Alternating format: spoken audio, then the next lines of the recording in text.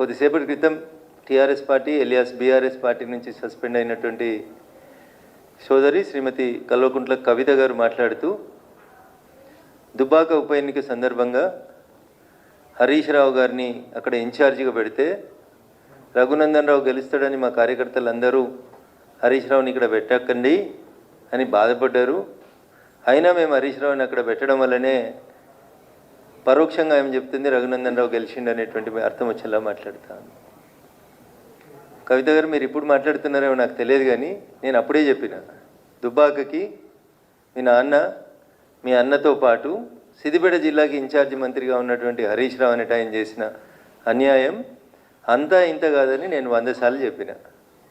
దుబ్బాకకి అన్యాయం జరుగుతుంది, వచ్చిన ప్రతి రూపాయి అయితే గజ్వేల్ పోతుంది, లేకపోతే సిరిసిల్ల పోతుంది, లేకపోతే సిద్దిపేటకు పోతుంది. మధ్యలో దుబ్బాకకు అన్యాయం జరుగుతుందని దుబ్బాక నియోజకవర్గ ప్రజలు 100 సార్లు చెప్పిండ్రు.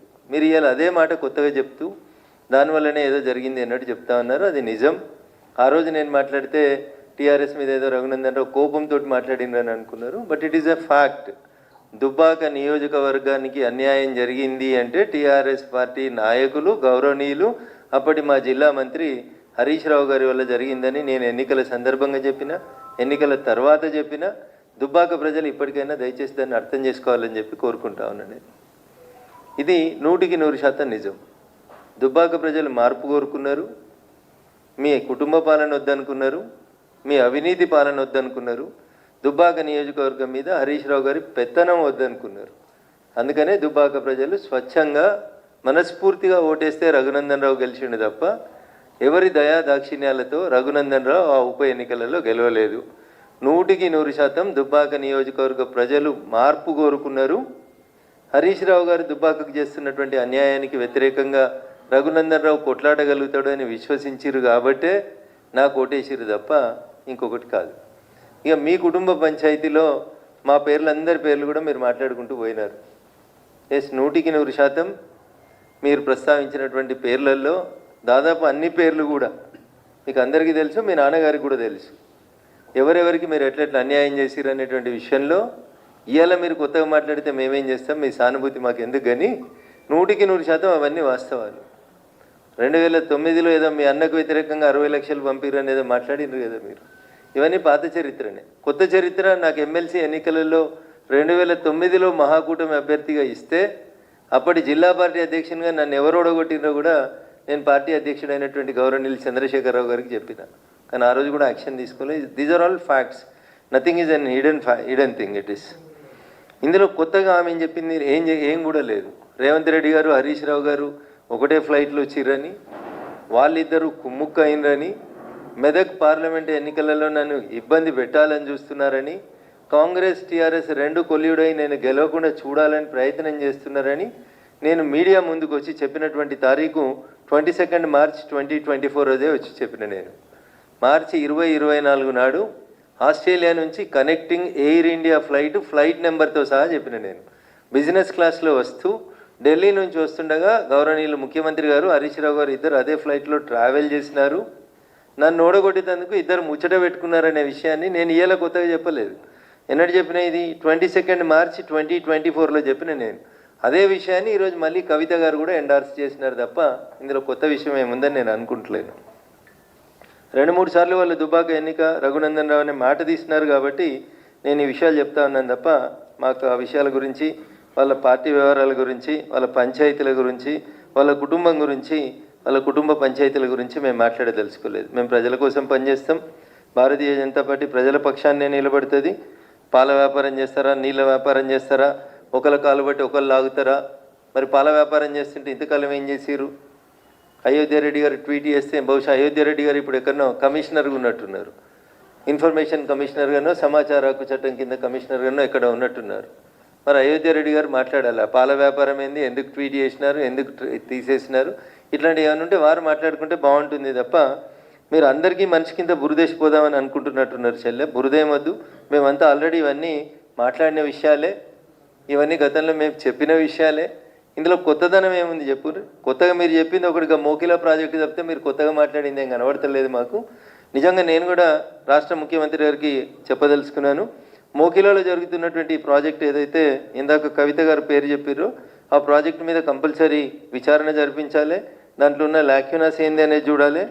ఆ మోకిలా ప్రాజెక్టుకి సంబంధించి అనుమతులు ఏంది, డబ్బులు ఏంది, ఈ పోచంపల్లి శ్రీనివాసరెడ్డి అనేటువంటి ఎమ్మెల్సీ ఏడికేలోచి ఏడ శ్రీమంతుడు అయిండు, నవీన్ రావు అనేటువంటి ఎమ్మెల్సీ అవకతవకలేంది, వీటి మీద రాష్ట్ర ముఖ్యమంత్రి గారు ఏసీబీ డీజీ వెంటనే చర్య తీసుకోవాలి.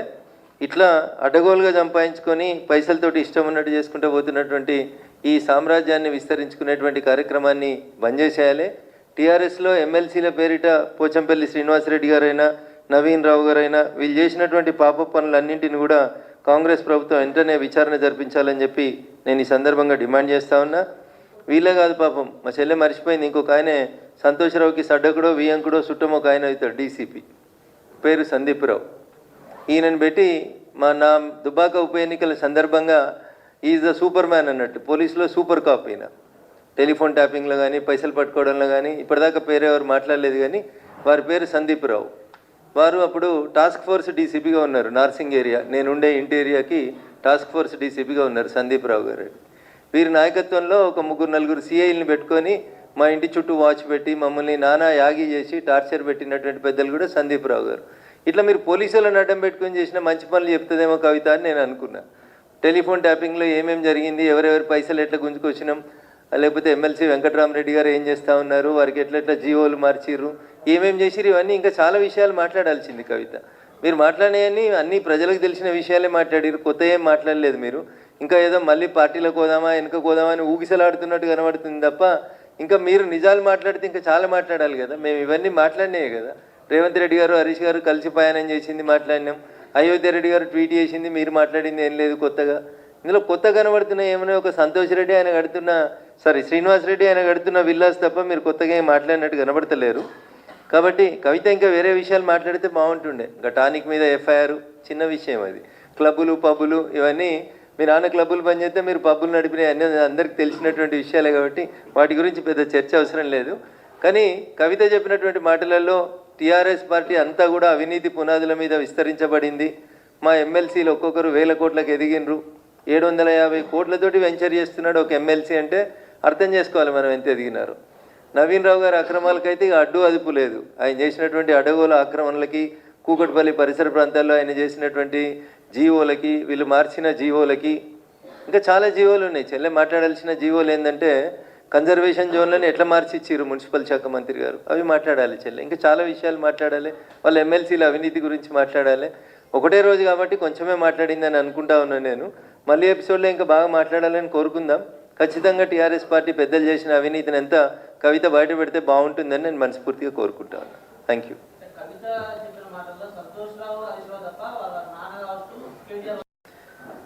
సొంత కుటుంబాన్ని కాపాడుకోవాలనే ఆలోచనని నేను తప్పుపట్టదలుచుకోలేదు. బట్ నేను అడుగుతుంది ఏంటంటే ఈ పోచంపల్లి శ్రీనివాసరెడ్డి చేసిన అవినీతి మీద, నవీన్ రావు గారు చేసినటువంటి అవినీతి మీద మీరు పార్టీలో ఉన్నప్పుడు లేదా మీరు ప్రభుత్వంలో ఉన్నప్పుడు ఎందుకు చర్యలు తీసుకోలేకపోయినారు అనేది ఒకసారి ఆలోచించాలి.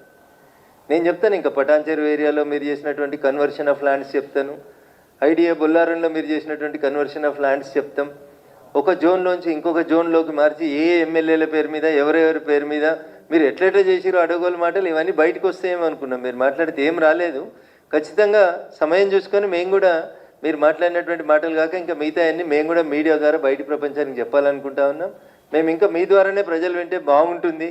మేము మాట్లాడితే ఏదో కక్ష సాధింపు కోసం మాట్లాడినామని అనుకుంటారు.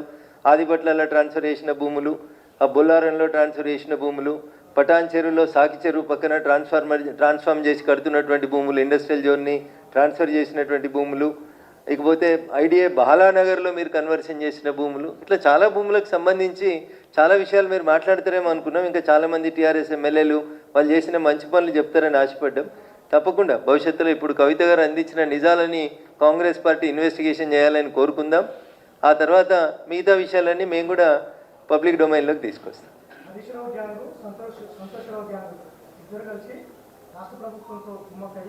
కేంద్రంలో బీజేపీతో కోఆర్డినేషన్ ఏర్పాటు చేసుకుంటూ